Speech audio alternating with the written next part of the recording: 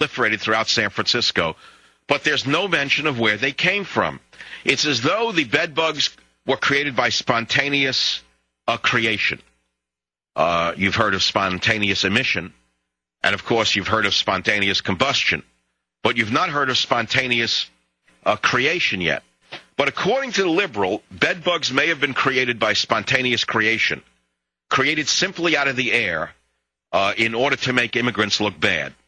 I'll be right back. Eloquent in their own way. Armstrong and Getty. Weekday morning 6 to 10. Talk 910 KNEW.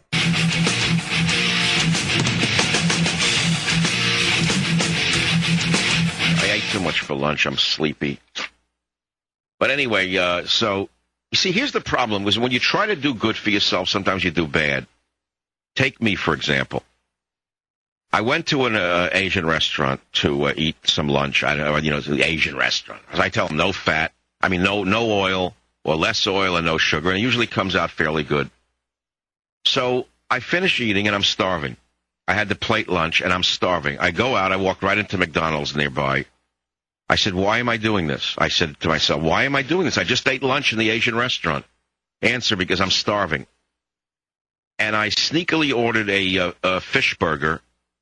But then I said, without cheese and without sauce, with extra onions. In other words, it's like the guy, the devil on my left shoulder said, I have the fish burger. The angel on my right shoulder said, all right, at least cut out the cheese, please. The alarm bells were going off. And add onions to it. Onions. So I said, all right. Then the Mexican woman says to me, do you want the sandwich? I said, what do you mean? I knew what she meant. I said, no, give me the French fries too. Now, I got to tell you something.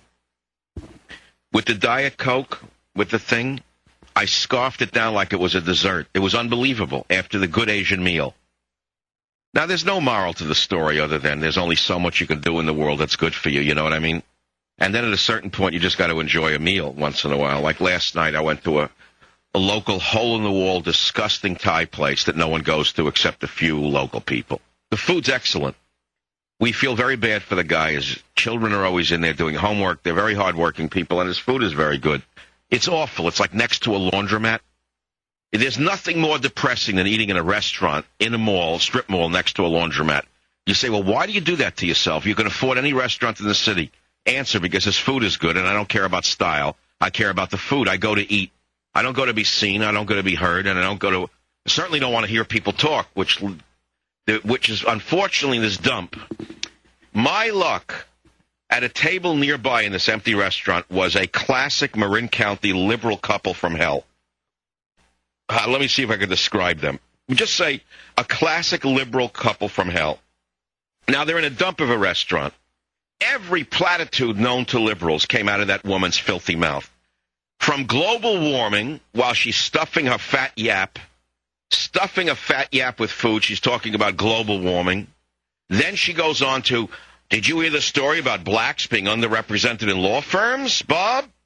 Oh, yes. Blacks get into major league law firms, but they don't make partnership. Blah, blah, blah. So I start to fume. I'm boiling, and I'm trying not to say a word. I'm like behind a tree in this dump, like a cheap tree, a fake tree, and I'm trying not to see them, but I can hear them. And she won't shut up. Now, I got to tell you, I had a few drinks before dinner, and it made me somewhat loquacious, so I started to talk to my long-suffering Mrs. S. as loudly as I could to counter the global warming argument and to counter the blacks in the law firm argument. Then I got outright insulting. And, one thing led to another. Eventually they left. Fortunately, they were smart enough to not make it any worse than it was. Why did they have to do a political discourse in a restaurant?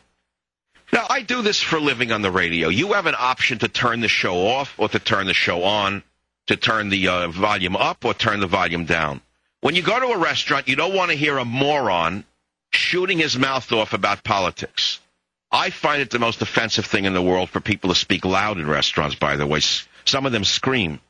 But some of them scream about political points of view. Global warming, blacks not getting ahead, you name it. You name the issue. And then to top it off, as they were leaving the restaurant, they say to the owner of the Thai restaurant, oh, we're sailing to Thailand or going on a sailing trip in Thailand. next weekend, I don't know, some whatever, Phuket, I don't know where they were going. And they do the bow with the hands together. He looked at them like they were crazy. He could care less whether they're going there. But you see, they were eating in the Thai restaurant for cultural and social reasons, to bond with the simple people of the third world. So that's last night. That's 2 in a row. I had the Thai brain beating last night. And then for lunch today, I had to go from the Vietnamese lunch, which was excellent, by the way, but skimpy. I'm not 98 pounds living on a handful of rice, fighting, with the NVA here in the woods. I need a real meal, an American meal. I have a radio show to do.